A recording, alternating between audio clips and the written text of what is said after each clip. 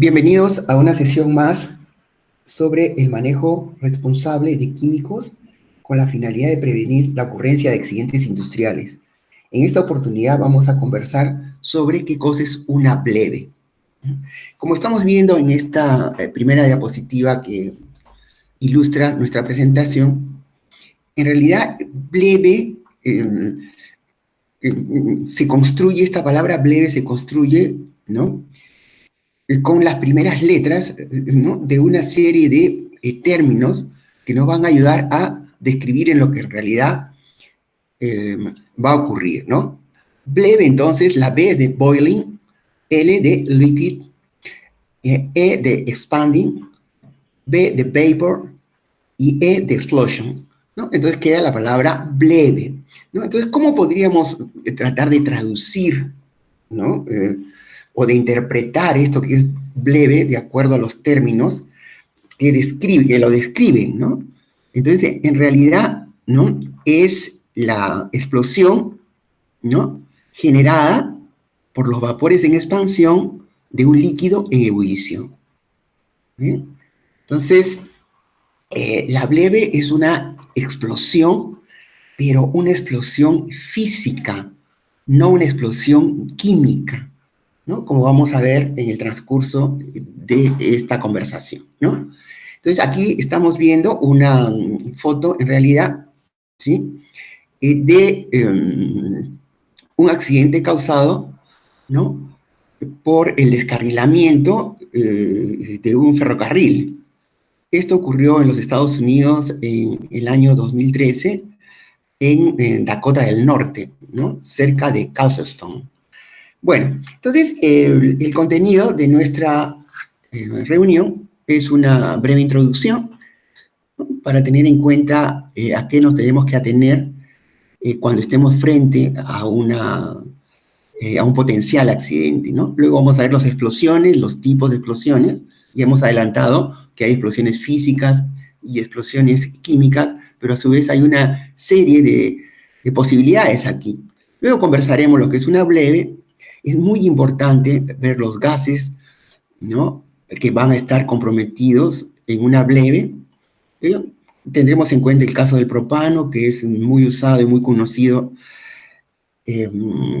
a nivel no solamente industrial, sino doméstico. ¿En qué casos ocurre una bleve? La importancia que tiene en analizar los impactos, ¿no? La posibilidad también de hacer unos cálculos básicos que nos permitan determinar, por ejemplo, el tiempo en que ocurrirá una bleve en función a la cantidad de gas almacenado, y adicionalmente, si es que el gas es inflamable, muy bien, ¿cuál será el radio de la bola de fuego, ¿no?, básicamente, ¿eh? Bueno, las bleves se dan no solamente en tanques de almacenamiento de gases, en lugares donde se les utiliza, sino también en plantas petroquímicas, ¿no?, donde se almacena, por ejemplo, gas licuado de petróleo o propano licuado, entre otros, ¿no? Muy bien, como primer aspecto a considerar dentro de la introducción, es importante tener en cuenta esta pequeña reflexión aquí, ¿no? Muy bien, entonces podríamos analizarla, ¿no? Entonces, cuando haya que enfrentarse con un fenómeno poco conocido, con una circunstancia que sea nueva para nosotros, ¿no?, o a una situación que pueda provocar un evento catastrófico como un accidente, habrá que actuar como si lo peor fuera realmente a ocurrir. Entonces hay que estar preparados, en realidad, para lo peor, ¿sí? Entonces esto lo podríamos resumir de la siguiente forma, ¿no? Es decir, debemos planear lo mejor esperando lo peor, ¿sí? O sea, que tenemos que prepararnos lo mejor posible conociendo, ¿no?, qué accidente puede ocurrir, qué tipo de accidente se puede dar, los mecanismos para que ocurra el accidente. Debemos prepararnos no solamente para prevenirlo, sino para actuar en caso de que el accidente ocurra. Entonces debemos planear lo mejor posible, el antes, ¿no?, esperando lo peor en el momento y, por supuesto, las consecuencias que serían el después, ¿sí? para irnos introduciendo en el tema, ¿no? En realidad una de las causas de la ocurrencia de una bleve es que se produzca un choque mecánico, ¿no? Porque pueden haber choques térmicos, ¿no? Entonces, por eso hacemos referencia al choque mecánico, ¿no? Este choque mecánico va a generar la fisura, por ejemplo, en un recipiente de almacenamiento, en un tanque, y el choque mecánico también me puede generar por la fricción una elevación de temperatura. Y esto, si es que lo que está contenido en el tanque o en el contenedor es una sustancia inflamable, ¿bien? Se va a generar un fuego, ¿no? Un fuego, y este fuego va a debilitar las paredes, ¿no? Del tanque, ¿sí? Y el fuego, que si es que no se combate, ¿no? Si es que no se le, digamos, se le trata de contener, entonces nos va a generar este incendio que a la larga va a traer un debilitamiento del material y va a ocurrir, digamos, una explosión física conocido como bleve, ¿no? La foto que estamos viendo es de un accidente que ocurrió en la carretera Murcia, cerca de Zarzalico, en España, el 20 de octubre del año 2011. ¿Bien? Entonces, un vehículo que transportaba gas licuado, ¿bien? Pasó muy cerca de un vehículo que transportaba planchas de concreto, ¿no? Que estaba estacionado al borde de la vía. En realidad no estuvo correctamente estacionado. Entonces, a la hora de pasar, sí, sufrió este choque, ¿no? El vehículo que transportaba gas licuado sufrió un despiste adicionalmente. Sí, el combustible del vehículo, sí, se inflamó. Eso fue ya una reacción química. Y este fuego, ¿no? Afectó el contenedor que llevaba el gas licuado. El contenedor sufrió los efectos de la temperatura, muy bien, el material se debilitó y luego de eso ocurrió una bleve. Muy bien. En realidad hay muchos tipos de explosiones, muchos tipos de explosiones. Entonces hay que ver si qué agente está involucrado, ¿no? ¿Qué agente está involucrado?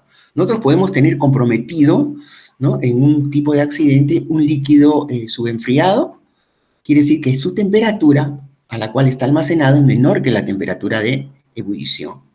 Un líquido recalentado, ¿no? Cuya temperatura es mayor que la temperatura de ebullición, o tener, muy bien, un gas o un vapor. Entonces, cada una de estas situaciones me va a dar origen a una serie de accidentes, ¿no? Por ejemplo, si tengo el líquido subenfriado, ¿sí? Tenemos dos posibilidades, ¿no? Que la parte del líquido y la parte del vapor, ¿no? Si es un líquido, me va a generar un vapor, ¿no? ¿Qué puede pasar con la fracción líquida? ¿No? La fracción líquida puede llegar a un componente ambiental en particular y puede traer la contaminación del suelo, la contaminación del agua, básicamente, ¿no? Pero si esa fracción líquida, ¿no? Entra en contacto, ¿sí? Con una fuente de ignición, ¿no? Va a producirse dos opciones, ¿no? Un incendio, ¿no? Que se denomina de charco o pool fire, y, muy bien, si afecta esta ignición a un equipo o a un contenedor de un gas licuado, puede generarse una bleve. Pero ¿qué pasa con la parte que se evapora? La parte que se evapora, si es que el líquido es inflamable, va a generarse una nube inflamable. Si esa nube inflamable entra en contacto con una fuente de ignición, ¿no? Se producirá una llamarada, ¿no? Que también se conoce como un flash fire. Muy bien. O si no, se puede producir una explosión no confinada, o por sus siglas en inglés, se conoce como VCE. Se produce una VCE. Muy bien. O si no, si la nube no es inflamable, sino la nube es tóxica, ¿no? Se generará esta nube tóxica, y para ello habría que tener en cuenta la toxicidad de la nube y lo que se conoce con la concentración inmediatamente peligrosa para la vida y la salud, que lo hemos conversado en otra oportunidad. Muy bien, si tengo líquido recalentado, tenemos también diversas opciones. Muy bien, el líquido, ¿no? Si el líquido es el que se pone en contacto con el ambiente, tendríamos el caso anterior, una fracción líquida y una parte se evapora, ¿ya? Pero la parte que forma una nube, ¿no? El vapor de ese líquido podrá ser una nube inflamable que se podrá dispersar, o si hay una fuente de ignición, se producirá una llamarada. Y esa llamarada, ¿no? Tendrá las mismas condiciones que vimos en el caso anterior, que será un flash fire. Muy bien. O si no, una explosión no confinada, que es una VCE. Si la nube es tóxica, igualmente tendremos una fuga tóxica. Ahora, si es un gas o vapor y el escape es a baja velocidad, tendremos, ¿no?, el mismo comportamiento, ¿no?, que habíamos visto en el punto 2 cuando se evapora un líquido subenfriado, ¿ya? Pero si el escape es a alta velocidad, ¿no?, o mediante un chorro, el chorro puede ser inflamable y se puede dispersar, pero si encuentra una fuente de ignición, se va a producir un dardo de fuego o un jet fire. Muy bien. Si el chorro es tóxico, muy bien, se producirá esta fuga tóxica, ¿no? Entonces, miren, hay muchas opciones con respecto a las explosiones que se pueden generar. Por eso los químicos, los ingenieros químicos, ¿sí?, los ingenieros de proceso, los ingenieros de petróleo, los ingenieros petroquímicos o profesionales afines tendríamos que estar muy familiarizados con las características de cada una de estas explosiones. Muy bien. Entonces, resumiendo, hay explosiones físicas o explosiones mecánicas y explosiones químicas, que son combustiones rápidas, ¿no? Así, estas explosiones químicas pueden tener, a su vez, dos tipos, ¿no?, dependiendo de la velocidad del frente de presión, ¿no? Tendremos las deflagraciones si la velocidad del frente de presión es subsónica, y detonaciones si la velocidad es supersónica. Subsónica si la velocidad es menor que la velocidad del sonido, ¿no? Y supersónica si la velocidad es mayor que la velocidad del sonido. Estamos hablando como una referencia de 340 metros sobre segundo, la velocidad. Muy bien. Dentro de las explosiones físicas y químicas que acabamos de ver en un cuadro, hay todavía la posibilidad de tenerlo, ¿no? Si esta explosión se da en espacios cerrados, muy bien, entonces ignición de mezclas gaseosas inflamables, o CVE, Confined Vapor Explosion, ¿no? O una ignición de polvo combustible en suspensión, explosión de polvos, que es otro tema que merece nuestra especial atención, que no la vamos a tratar en esta conversación, pero en futuras conversaciones podemos trabajar este tema, ¿no? Muy bien, tenemos explosiones en espacios abiertos, ¿no? Lo que es la ignición de nubes de polvo, explosiones de nubes de vapor no confinado en espacios abiertos, que sería la VCE, Unconfined Vapor Closed Explosion, ¿ya? O la explosión en recipientes, ya sea de gases comprimidos o de gases licuados o líquidos sobrecalentados, que será la breve que estamos mencionando, Boiling Liquid Expanding Vapor Explosion, o reacciones fuera de control, runaway reactions, ¿no? Entonces, miren, hay una serie de opciones, ¿no? Opciones. Lo nuevo, quizá para muchos de nosotros, en esta breve referencia, es la explosión de polvos, ¿no? La explosión de polvos, que merece tenerlo en cuenta. Una referencia adicional, ¿no?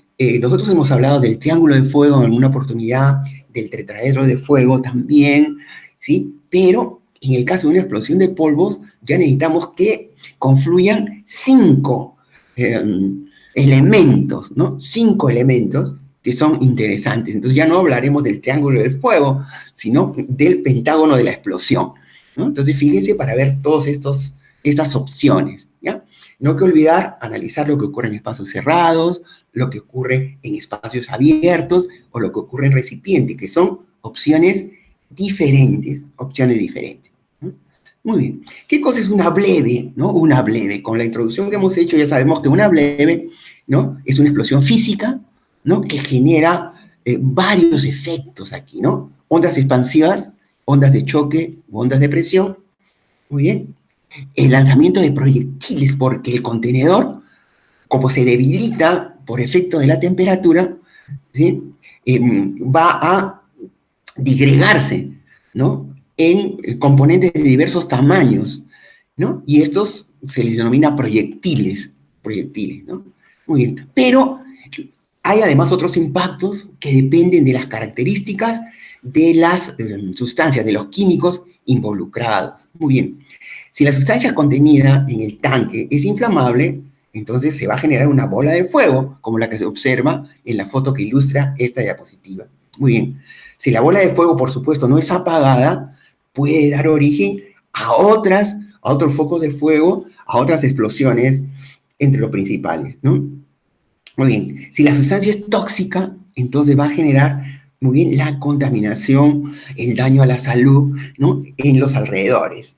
Entonces ahí, en realidad, la bleve tiene unas consecuencias muy importantes, pero eso sí, las consecuencias dependen de los materiales que estén almacenados en los recipientes a presión, ¿no? Que vamos a tener en cuenta aquí. Muy bien. Los químicos, ingenieros químicos, los ingenieros de procesos, los ingenieros de petróleo, los ingenieros petroquímicos, vamos a tener que trabajar con gases, ¿no? Con distintos tipos de gases, ¿sí? Y los que trabajamos en planta con gases industriales, y tendríamos que hacer alguna separación entre ellos, ¿no?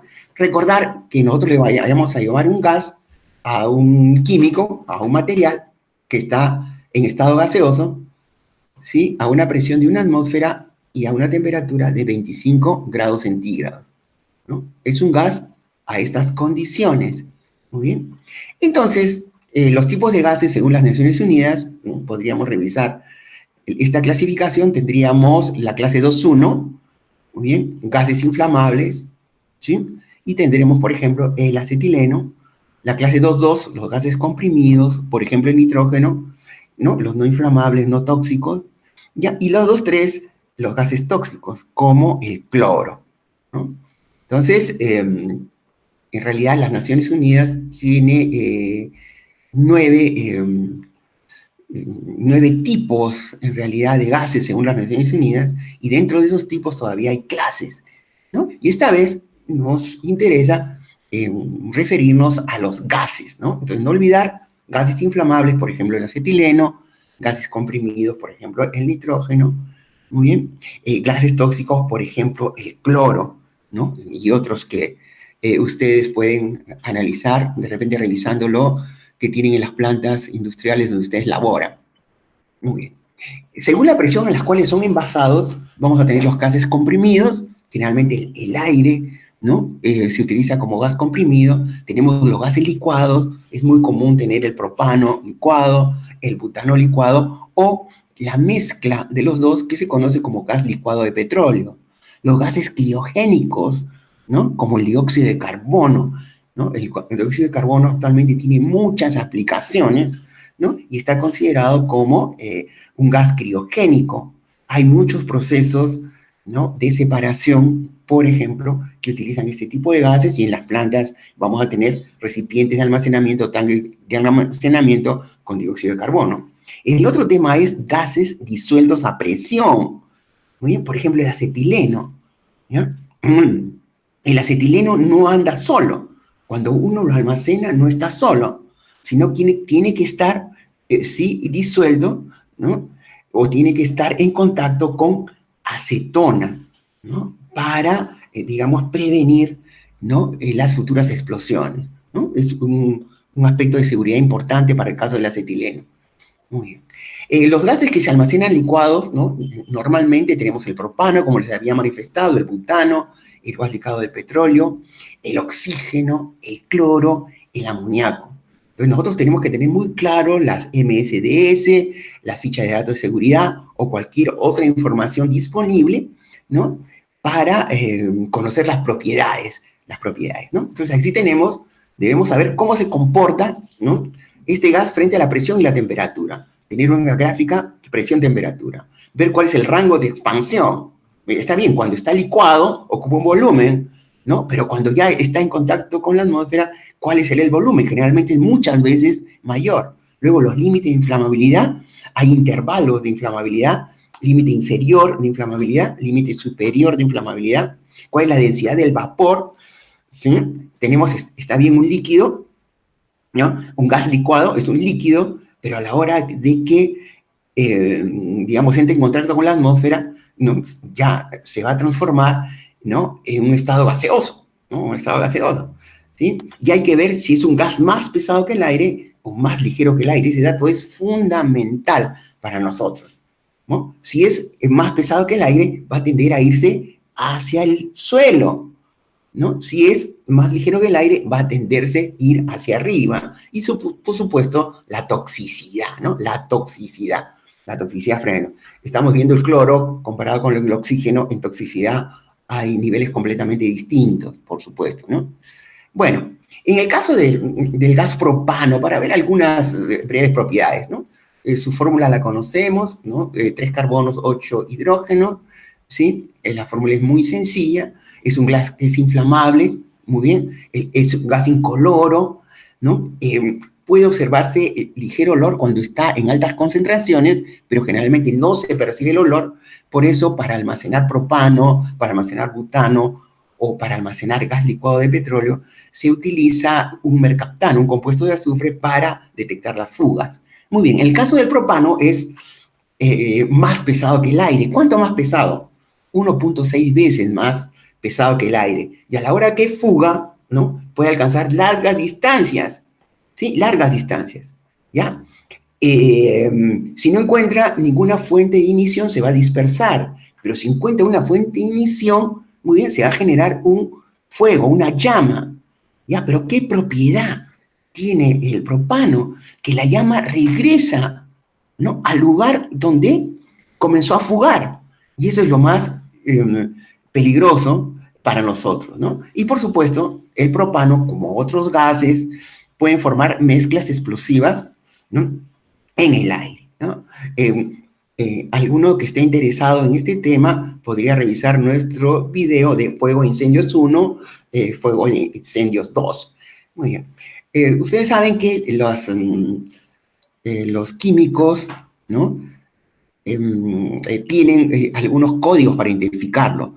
Y un número importantísimo, por ejemplo, es el número CAS, ¿no? CAS es de Chemical Abstract Service. En este caso es 74986, no es necesario aprendérselo de memoria. Estos números aparecen en la hoja de datos de seguridad o en la ficha de seguridad química, pero también tienen un código UN de las Naciones Unidas, United Nations, ¿no? Que es el 1978. Además, ¿no? Dependiendo de dónde nos encontramos, podemos tener el código, el CE, ¿no? Si es que estamos en Europa, por ejemplo, si manejamos información de Europa y trabajamos con una FDS, ¿no? Vamos a tener el 200.827,9, ¿no? Tenemos un punto de inflamación, menos 104 grados Celsius, y un punto de autoinflamación, 480 grados Celsius. Información importante, dependiendo de dónde nos encontremos. Si estamos en Argentina, podríamos ir al Centro de Información Química para Emergencias, el SIQUIME, donde hay mucha información al respecto. Muy bien. Para el caso de presión versus temperatura, tenemos esta gráfica, ¿no? Que podemos observar claramente, ¿no? Que a medida que aumenta la presión, también aumentará la temperatura. Y si aumenta la temperatura, aumentará la presión, ¿no? Entonces es muy importante para ver esta correspondencia y observamos en esta gráfica la tendencia, ¿no? Algo importante, el rango de expansión del propano, ¿no? Un litro de propano, ¿no? Es líquido a 25 grados centígrados, se expandirá a 270 litros, ¿no? Entonces es muy importante para ver el alcance que va a tener una fuga de propano. El rango de inflamabilidad o explosividad es 2.2%, quiere decir que desde 2.2% hasta 9.5% de propano en aire es el rango donde se puede generar, ¿no? un fuego o una explosión, ¿no? Ya hemos visto que bajo qué condiciones se produce un fuego o una explosión y depende ¿sí?, de algún rango de temperatura y presión de lo que esté ocurriendo. Con respecto a la toxicidad, por supuesto, el propano no es tóxico, pero sí tiene efectos anestésicos si es que tenemos grandes concentraciones en el lugar, ¿no?, en un lugar en particular. Muy bien. ¿Qué medidas nosotros deberíamos tener en cuenta para combatir incendios cerca de los tanques de almacenamiento de propano licuado? Primeramente hay que evacuar a todo el personal de la zona de peligro, ¿sí? Muchas veces cuando hay vehículos que transportan propano licuado, que transportan gas licuado de petróleo, vamos a hacer una analogía en ese sentido, ¿no?, y se transporta en una vía y ocurre algún tipo de despiste o accidente, hay muchos curiosos que se acercan, ¿no? Entonces, lo primero es evaluar la situación. Si estamos en una planta, evacuar al personal. Si estamos fuera de la planta, ¿no?, evacuar a los curiosos. Hay que enfriar los cilindros, porque posiblemente por el choque mecánico, por un despiste o porque se genere un fuego cerca, este cilindro se va a calentar. Entonces hay que, ¿no?, refrigerarlo, rociándolo, ¿no? Muy bien. Lo ideal es que, suponiendo que tengamos alguna fuente de propano que esté alimentando, ¿no?, a la zona donde haya este incendio relacionado con el propano, si es posible hay que cortar el suministro. Muy bien. Dependiendo de la capacidad de transporte de un vehículo, se recomienda aislar, ¿no?, el área, ¿no? O sea, no permitir que a una milla aproximadamente o 1.600 metros a la redonda, ¿no?, ingresen aquellos que no estén autorizados o que no vayan a aportarnos nada en el control de este accidente o esta emergencia, ¿no? Muy bien. En caso de presentarse el accidente, hay que combatirlo a una determinada distancia, ¿no? Acuérdense, la distancia es muy importante, sobre todo en el caso del propano, que es inflamable, porque dependiendo de la cantidad que esté almacenada, se va a formar una bola de fuego, ¿no? Y esta bola de fuego puede alcanzar a aquellos que estén combatiendo este incendio generado por esta fuga de propano licuado. Para eso hay que recurrir a soportes fijos, muy bien, para las mangueras o cañones de agua, ¿no?, que nos permiten llegar a distancias mayores, ¿no? El propano, ¿no?, en realidad se transporta en vehículos especialmente indicados, donde hay una mezcla de vapor y líquido, ¿sí? Pero no conviene llenarlo completamente el líquido, sino que tiene que haber una relación. Entonces, una sugerencia es que el 80% de la capacidad del tanque, ¿no?, debe estar con líquido, porque de todas maneras, dependiendo de las condiciones, ¿no?, va parte del líquido, se va a transformar en vapor y eso me va a generar una sobrepresión. Muy bien. ¿En qué casos ocurre una bleve, ¿no? Recordando, Boiling Liquid Standing Vapor Explosion. ¿Y cuándo ocurre una bleve? Estamos observando aquí una foto, ¿no?, de un accidente trágico que ocurrió, fíjense, ya en el año 1984, en realidad el 19 de noviembre del año 1984, en la Ciudad de México, en el Distrito Federal, ¿no? Fue un almacenamiento de gas licuado de petróleo, ¿sí?, de Pemex, y que trajo en realidad más de 800 fallecidos y desaparecidos, ¿no?, por lo que ocurrió una serie de bleves, ¿no? Cada uno de los tanques que almacenaban el gas licuado, ¿no?, fue generando una bleve, más los recipientes pequeños para uso domiciliario también. Entonces, todo eso trajo en realidad más de 800 fallecidos y desaparecidos, ¿no? Y desaparecidos. Entonces, vamos a ponerle mucho cuidado al tema de las bleves, ¿no? Correcto. Causa de una bleve, ¿no? Correcto. Entonces, los recipientes que contienen gases licuados, ¿no?, están a una presión elevada, Entonces, esta presión elevada se manifiesta sobre las paredes del contenedor. Entonces, las paredes del contenedor están sometidas a un esfuerzo, ¿no? Si las paredes se debilitan por alguna razón, Muy bien. Y la resistencia interna del tanque falla, ¿no? Y va a ocurrir una bleve, porque se ha generado lo que se llama una falla catastrófica, ¿no? Por un debilitamiento de las paredes del tanque o del contenedor de gases licuados, ¿no? Muy bien, este debilitamiento, muy bien, ha sido por algún motivo, generalmente un calentamiento, un choque térmico, corrosión, entre otros, ¿no? Entonces vamos a ver cuáles son las causas en realidad de la falla catastrófica. Para nosotros la falla catastrófica va a ser sinónimo de fisura, ¿no? La fisura en un recipiente de almacenamiento. Muy bien. Puede ser debilitamiento del material debido a la corrosión. Hay que verificar, hay que revisar. El equipo de mantenimiento tiene que estar en constante contacto con cada uno de estos recipientes para ver, ¿no? Problemas de corrosión. Entonces, el debilitamiento de un tanque que almacena, ¿no?, un gas licuado se puede debilitar debido a la corrosión. Muy bien. ¿Sí? Puede deteriorarse por un golpe, choque mecánico que habíamos manifestado, muy bien, por las elevadas temperaturas, ¿no? ¿Sí? Estas temperaturas pueden elevarse, ¿por qué? Por un almacenamiento inadecuado, ¿sí? O por fallas en los sistemas de refrigeración, ¿no?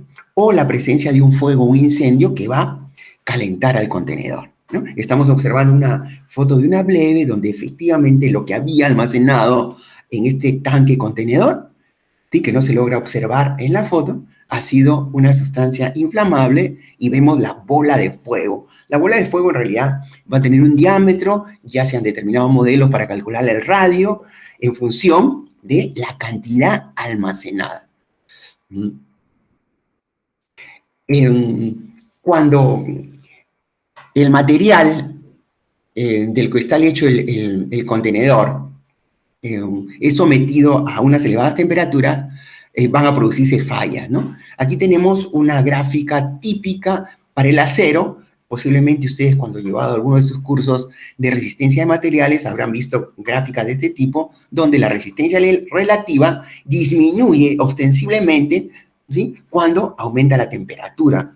Entonces, es muy importante que los ingenieros de procesos trabajemos con el personal de mantenimiento, ¿no?, para ver, para determinado tipo de contenedor, ¿no?, cómo se va a comportar el material, ¿no?, cuando, ¿sí?, se eleve la temperatura, ¿no? Y sobre todo lo que nos interesa a nosotros es la resistencia aquí.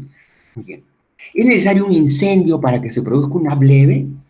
¿Es necesario un incendio? De lo que acabamos de conversar, en realidad, ¿no?, no es necesario un incendio para que se produzca una bleve, ¿no? En el caso de que el problema de debilitamiento haya sido por corrosión, ahí no ha habido la presencia de un fuego ni un incendio. Muy bien. En el caso de condiciones inadecuadas de almacenamiento, ¿no?, tampoco. En el caso de un choque mecánico, tampoco. Entonces, un incendio, muy bien, es una causa, como otras, de que se produzca una bleve. Pero vuelvo a repetir, no es necesario un incendio.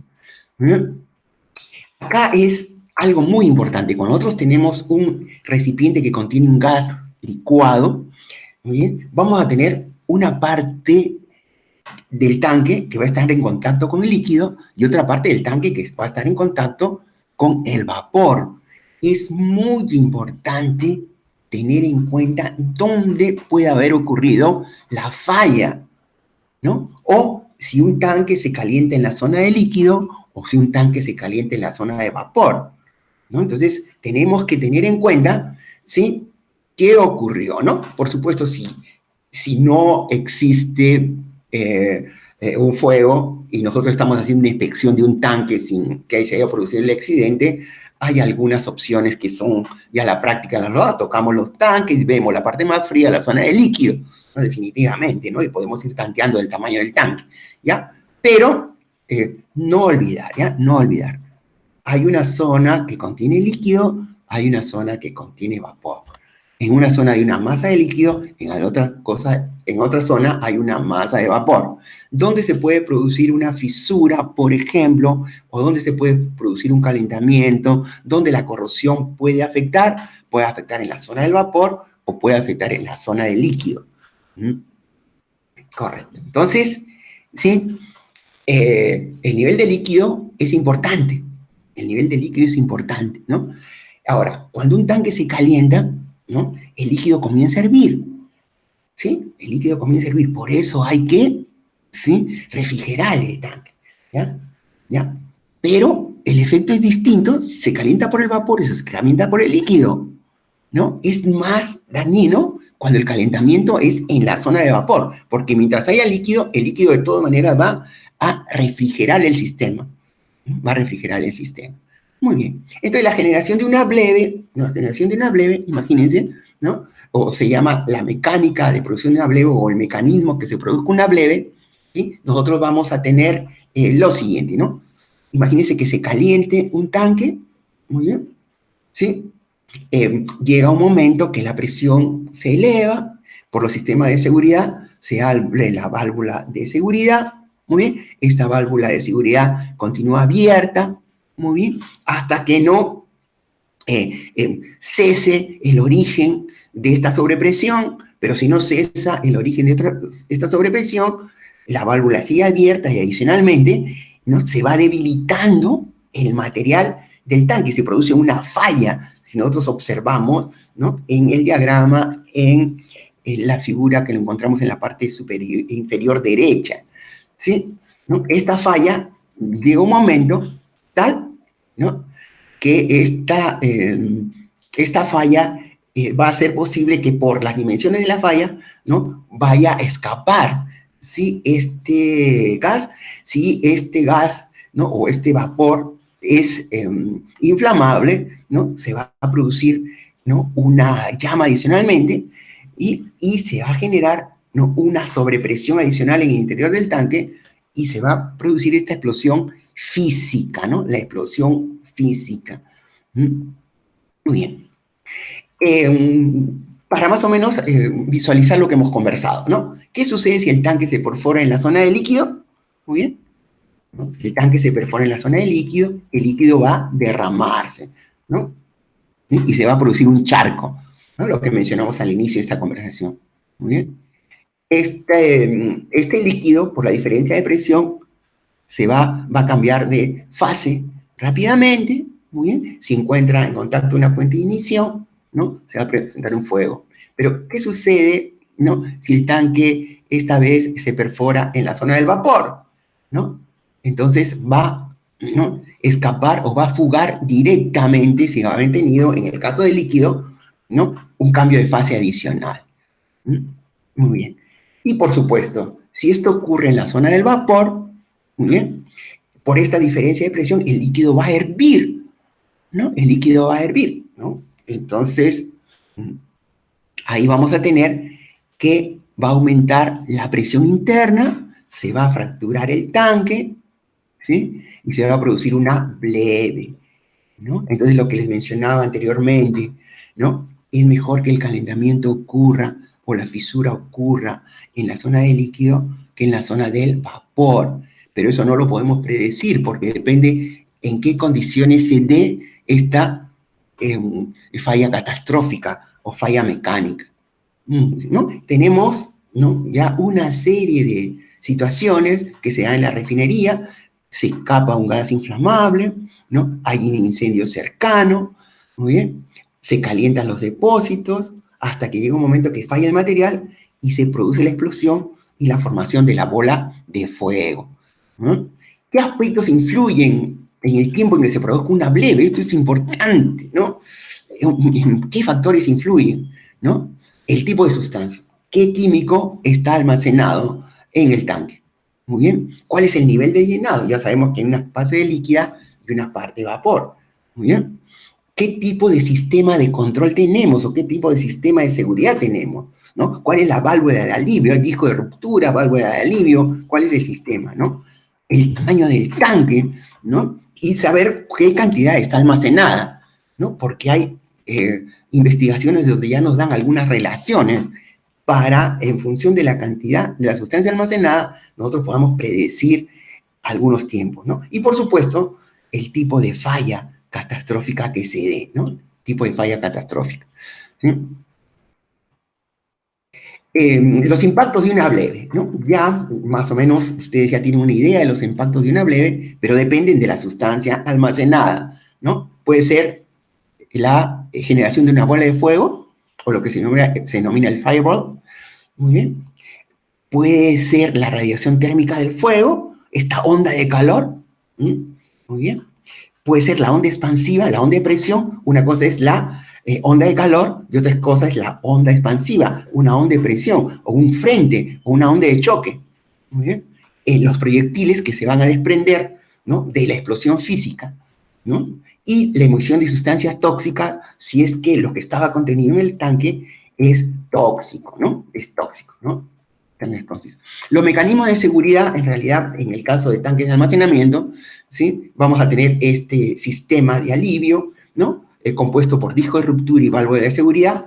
El disco de ruptura tiene una sola vida, muy bien, y la válvula de seguridad se abre y se cierra dependiendo de las condiciones que originaron la apertura, ¿bien? Pero el disco, para que la válvula de seguridad funcione, el disco de ruptura ya tiene que haber cumplido su misión, ¿no? El hecho de barreras pasivas, si tenemos tanques susceptibles a tener una explosión de este tipo, unas barreras que contengan, ¿no?, la onda de choque, básicamente, o también los proyectiles.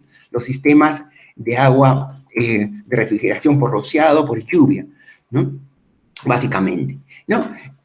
Hay notas técnicas de prevención, hay normas técnicas dependiendo del país donde nos encontremos, del país donde ustedes se encuentren, para el almacenamiento, por ejemplo, de gas licuado de petróleo. Ya hay una serie de sugerencias para estos tanques esféricos que almacenan estos gases licuados. Tenemos nuestras válvulas de seguridad, ¿no?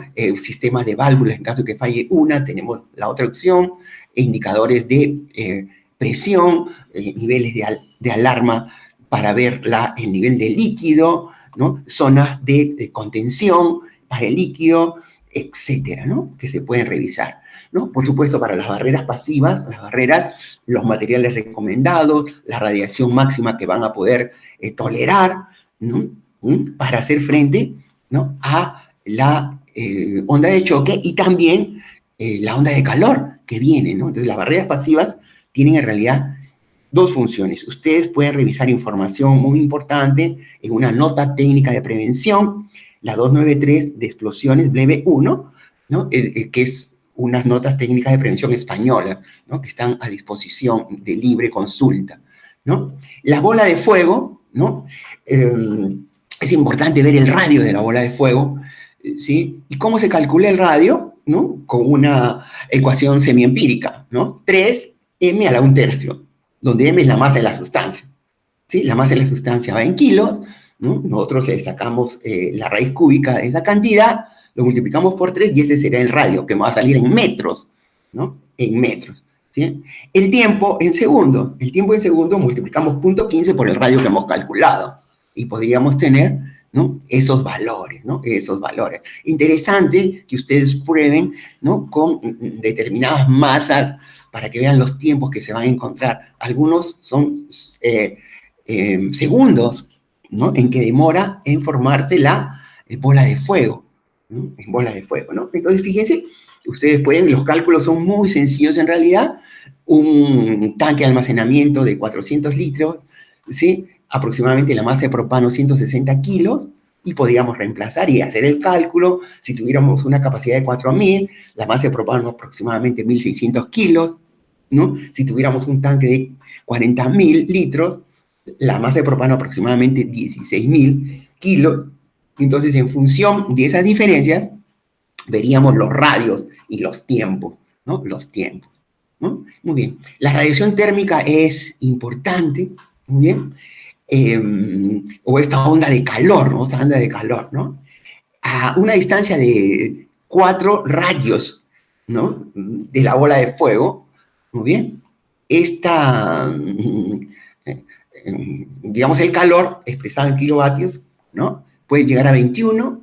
En esta situación, la piel expuesta se quema en 2 segundos. Entonces, ¿por qué es tan importante la distancia frente a la bola de fuego. Entonces, cuando ocurre este tipo de accidente, hay que hacer el cálculo inmediatamente, ¿no? Para no mantenernos tan cerca, porque si no, podemos sufrir todos los efectos, ¿no?, de la bola de fuego. ¿Y quiénes sufren los efectos? Generalmente los rescatistas, ¿no? Los bomberos especializados en estos temas. Muy bien. La onda expansiva también tiene, ¿no?, otros efectos, ¿no? ¿Ya? El personal puede ser impactado, o también los materiales, ¿no? Los materiales, ¿no? Entonces, no olvidar, ¿no? El personal puede sufrir un choque, ¿no? Un choque, ¿no? O si no, los materiales, en caso de los vidrios, la rotura de vidrios, ¿no? Entonces, hay que tener en cuenta una información básica que lo podemos analizar o la pueden revisar en la gráfica que se adjunta. El otro tema son los proyectiles, ¿no? Los proyectiles, ¿no? Entonces, hay una zona en el cruce de estas coordenadas, que es la zona donde ocurrió el accidente, y vamos a tener unos proyectiles primarios, muy bien, que son los primeros que se lanzan, ¿no?, luego de la explosión, ¿no? Son los primeros que se lanzan, ¿sí? Y luego hay algunos otros, ¿no?, que van ya resultando luego del tiempo, ¿no?, del tiempo que transcurre. Entonces, los proyectiles primarios son los que llegan más lejos que los proyectiles secundarios. Entonces, hay que estar preparados para todo eso, ¿no? Todo eso. Entonces, distancia de seguridad, ¿no?, una recomendación general para los bomberos, ¿no? 4R, 4 radios de la bola de fuego, en caso de que la sustancia sea inflamable. Evacuación, distancia mínima, ¿no?, 15R, ¿no? Y evacuación distancia recomendable, unos 30R, ¿no? Entonces depende de los cálculos que nosotros hagamos. Estos cálculos hay que hacerlos rápidamente, ¿no? Porque la formación de la bola de fuego es, digamos, muy rápida, ¿no? Muy bien.